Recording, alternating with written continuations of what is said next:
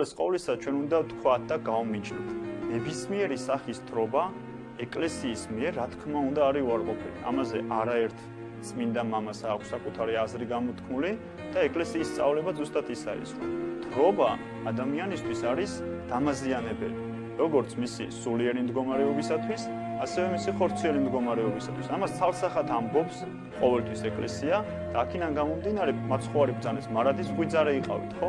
აქედან გამომდინარე მაცხოვრის ამ სიტყვებიდან გამომდინარე ეკლესია მარადის ღვიძარებს, მარადის ფხიზობს და მისთვის სრულიად უცხოა ნებისმიერი მდგომარეობა, რომელიც ადამიანს აქცევს ჩვეულებრივიდან რაღაცა სხვა განსხვავებულ მდგომარეობაში. მაგრამ ასევე უნდა აღვნიშნოთ ის ღირსება, რომელსაც თანატარებს ვაზი.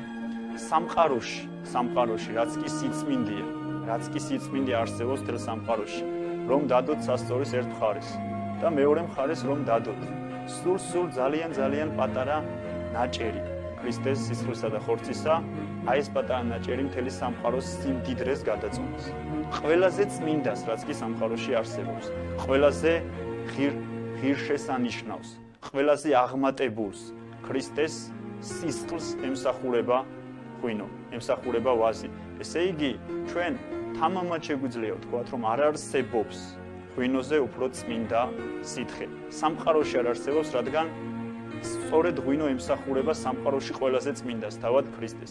აქედან გამომდინარე უბრალოდ სირცხვილია და მხოლოდ გაკვირვებას და გაოგნებას იწვევს, როგორ შეიძლება, ან რა კუთხით, ან რა სახით უნდა მოგივიდეს ადამიანს თავში აზრად ის, რომ ეს ორი ერთმანეთს შეადარო. მით უმეტეს თუ გავითვალისწინებთ ქართულ კულტურას, მით უმეტეს თუ გავითვალისწინებთ საქართველოს ისტორიას, თუ გავითვალისწინებთ იმ წესებს და იმ ტრადიციებს, რომლითაც დღემდე მოვიდა საქართველო და რომლის გარეშეც საქართველო ფაქტიურად წარმოუდგენელია, ასევე თუ გავითვალისწინებთ მოციქულთა წესს, ეს იყო აღაპის წესი, სადაც რა თქმა უნდა ისმეობდა ღვინო, გარკვეული რაოდენობით, მე ისევ ამბობ, აქ არ არის საუბარი თრობაზე და ისეთ მდგომარეობაზე, როდესაც ადამიანი უგონოდ გამოიყურება, ისმეოდა ღვინო და ეს ღვინის სმა ერთგვარი იყო ერთმანეთისადმი ლოცვის გაზიარება, რადგან თითოეულ თქვენგანს მინდა ძალიან კარგად და გასაგებად შეგახსენოთ, რომ ქართული სუფრა ეს არის ერთმანეთისადმი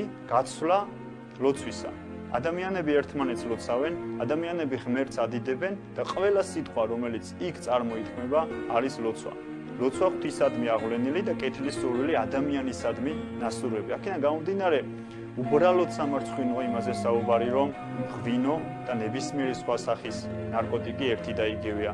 უბრალოდ სირცხვილია ამის თქმა, სხვა არაფრის თქმა არ შეიძლება, რადგან ყველაზე მეტად რაც დასაწყისშივე ვახსენე, სწორედ ის ასახავს იმ ადამიანების იმ ცოტა უცხო მდგომარეობას, რომლებიც ამბობენ, რომ ეს ერთი და იგივეა, რომ ვაზი არის ყველაზე წმინდა საქმის აღმსრულებელი მთელ სამყაროში და უბრალოდ მხოლოდ ამას უნდა სცეს ადამიანმა პატივი და სხვა არც ერთი არგუმენტის მოყვანა არ უნდა იყოს საჭირო იმისთვის, რომ საზოგადოებას და ეკლესიას ამის ახსნა დაჭირდეს.